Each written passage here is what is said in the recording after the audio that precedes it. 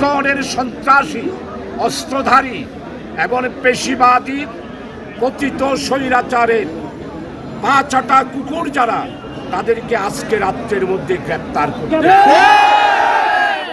কাছে তালিকা আছে, আপনারা বাঁচতে পারবেন না। বিভিন্ন জায়গায় ভাঙচুর করেছে, তবে এইখানে একটি আজকে আমাদের মাঝে সন্দেহ জাগছে। বিগত 18 বছরে যারা ফাঁসির কাস্টের আসামি ছিল, তাদেরকে কোর্ট বিল্ডিংয়ে আনা হলে যেইভাবে নিরাপত্তা দেওয়া হতো, কোনো মানুষকে উঠতে দেওয়া হতো না।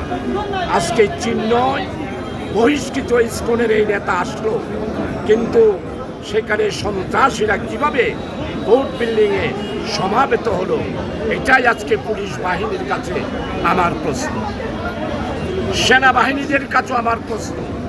আপনাদেরকে ম্যাজিস্ট্রেরি পাওয়ার দেওয়া হয়েছে, চিহ্নয়কে আদালতে তোলা হলো, কিভাবে দা ঘন্টা গুড়োয় খড় করিয়ে এরা এইভাবে পেশিবাদী কায়দায় তাণ্ডব চালালো এবং এই একজন বিজ্ঞ আইনজীবীকে ধরে নিয়ে আজকে সেই মেতর প্রার্থী রোডের উপর কিভাবে জবাই করে দিল। এই ব্যাপারে আইনে যারা আজকে দায়িত্ব পালন করছেন, পুলিশ এবং সেনাবাহিনী, তাদের কাছে প্রশ্ন রাখতে চাই।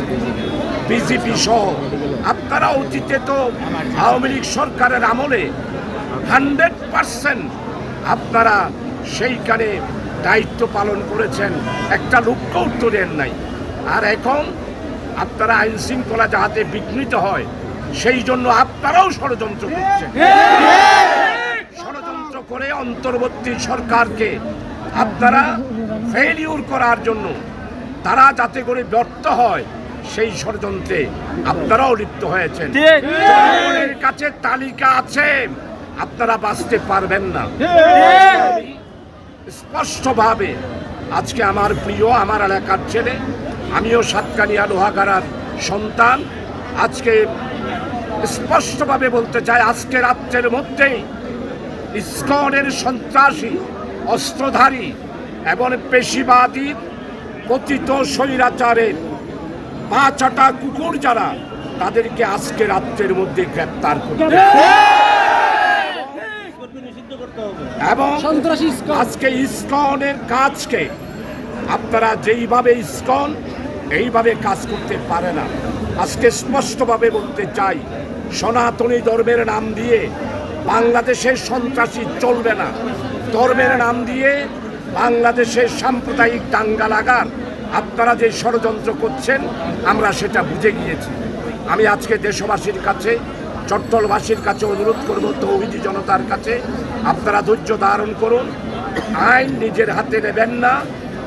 সাম্প্রদায়িক সম্প্রীতি নষ্ট করার যেই ষড়যন্ত্র, আমরা সেই ষড়যন্ত্রে পা দেব না।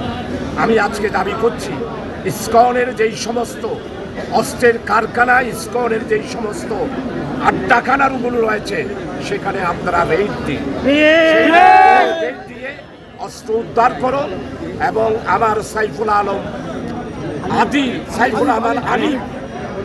কে খুনিকে যারা খুন করেছে, এইভাবে জবাই করেছেন নৃশংসভাবে, তাদেরকে অতি সত্বর অবশ্যই গ্রেপ্তার করতে হবে।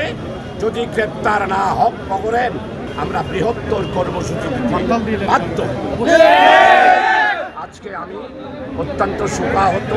আমরা চট্টলবাসী প্রায় 92 লক্ষ মানুষ, চট্টগ্রামের 2.5 কোটি মানুষ, আমরা অত্যন্ত ব্যথিত যে এইভাবে একটি হত্যাকাণ্ড বিশৃঙ্খল সন্ত্রাসী ইসকনের দ্বারায়। ইসকনের কাজকর্ম সম্পর্কেও ইন্টেরিয়াম গভর্নমেন্টকে অনুরোধ করব, তাদের কাজকর্ম সম্পর্কে আপনারা নজর রাখুন। এরা আসলে সনাতনী ধর্মের নয়, এরা হলো সশস্ত্র কতগুলো ক্যাডার, বাংলাদেশে অশান্তি সৃষ্টি করতে চাচ্ছে। আপনারা যে আজকে সাক্ষাৎ দিচ্ছেন, আজকে পুলিশ বাহিনীদের কাছে অনুরোধ করব, আপনারা অতি সত্বর আজকের দিনের মধ্যে, রাতের মধ্যে ব্লক রেড করে এটার অ্যাকশন গ্রহণ করার অনুরোধ থেকে আমার কথা শেষ করছি। আসসালামু আলাইকুম।